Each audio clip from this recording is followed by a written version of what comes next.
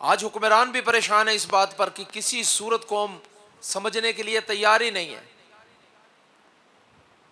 کتنے کو لوگوں کو ڈنڈے مارے جائیں، کتنے لوگوں پر سختی کی جائے، کتنے لوگوں کو جیلوں میں ڈالا جائے. خدا کے لیے از خود بات کو سمجھیے. ایز اے قوم، as a Muslim, as a نبی کی امتی اور اللہ کی مخلوق ہونے کے ناطے ہمیں از خود سوچنا ہوگا. ایک طرف اللہ سے معافی مانگی جائے، اپنے گھروں کو قبرستان نہ بناؤ، اور دوسری طرف یہ بے راہ روی جو رمضان مبارک میں بھی یہ ذلت والے لوگ معاف نہیں کرتے. یہ سحری کے نام پر ٹرانسمیشن شروع ہوتی ہے جس میں وہ کفر پیش کیا جاتا ہے اور افطاری کے اوپر وہ لعنت پیش کی جاتی ہے کہ دل پھٹ جاتے ہیں. ہمارے ہیرو وہ بدکار لوگ ہیں جو اللہ کے نافرمان ہیں، جو کفر کے زیر اثر ہم نے لگامیں اپنی ان کے ہاتھوں میں دے دی ہیں. حکمرانوں کو چاہیے کہ ان باتوں پر غور کریں. عمران خان صاحب کو بھی چاہیے اس بات پر غور کریں. آپ ایک خاندانی انسان ہیں.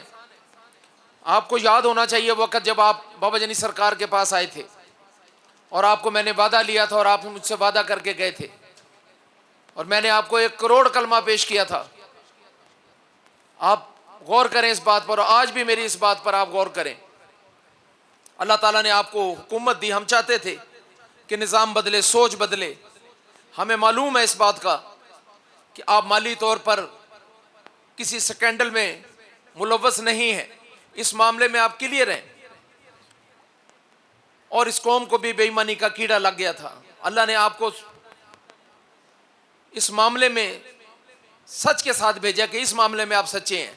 لیکن آپ اس بات پر غور و فکر بھی کریں. میری آواز اگر آپ تک پہنچتی ہے کہ یہ ٹرانسمیشن اور بے راہ روی اور یہ برائی کے جتنے بھی کام ہو رہے ہیں، اور یہ مجھے معلوم ہے کہ آپ کی سوچ میں یہ چیز موجود ہے، کسی طرح آپ اس بے لگام چیزوں کو لگام دیں.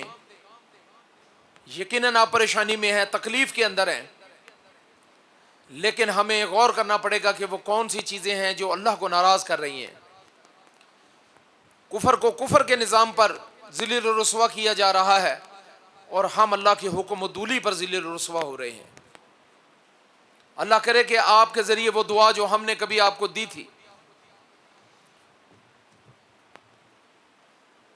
اور آپ نے خیر کٹھی کی تھی، اللہ کرے کہ یہ بقیہ کام بھی آپ کے سر چڑھے اور پاکستان مستحکم ہو. کہ ہم سب پاکستان سے شدید محبت کرنے والے ہیں. اگر پاکستان کو نقصان ہوا تو ہمارے سروں کو نقصان ہوگا. ہم جانتے ہیں اس بات کو اور ہم اس بات کی حمایت بھی کرتے ہیں. خدا کے لیے، اللہ کے واسطے آپ اس بات کو سمجھتے ہیں پاکستان سے بے راہ روی کا جو نہ ختم ہونے والا ایک سلسلہ چل نکلا ہے، سب سے پہلے آپ اس کو لگام دیں. انشاءاللہ آپ دیکھیں گے کہ پروردگار آپ کی مدد کرے گا. جس دن اللہ نے آپ کا ہاتھ تھام لیا اور اللہ نے آپ کی مدد کی تو معاملے خود بخود درست ہوتے چلے جائیں گے.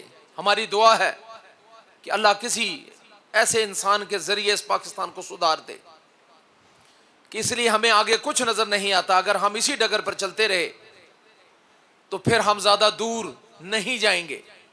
ہم نے بہت بڑی بڑی کھائیاں کھود لی ہیں اور یہ کھائیاں ہمیں نگل جائیں گی. اللہ نہ کرے ایسا وقت آئے. پاکستان قیامت تک کے لیے زندہ رہے گا انشاءاللہ، اور ہم اس کے لیے دعا گو بھی ہیں. لیکن پاکستان جس چیز کے لیے بنا تھا، اللہ کرے کہ ہم اس راستے پر آ جائیں. اللہ سب کو خوش و آباد رکھے. پاکستان زندہ باد. اور اللہ تعالیٰ میرے نبی پاک صلی اللہ علیہ وسلم کی پوری امت پر رحمت الہی کی برسات کرے. اور میں اپنے چاہنے والے اور پیار کرنے والوں سے اپیل کرتا ہوں کہ کورونا کے معاملے میں تمام احتیاطی تدابیر کو اپنایا جائے. ہر ممکن کوشش کی جائے کہ یہ پھیلنے نہ پائے. اللہ سے معافیاں مانگیں، دعائیں مانگیں. احتیاط سے کہیں زیادہ اللہ کی معافی اور رحم اتر آیا تو یہ خود بخود ختم ہو جائے گا انشاءاللہ.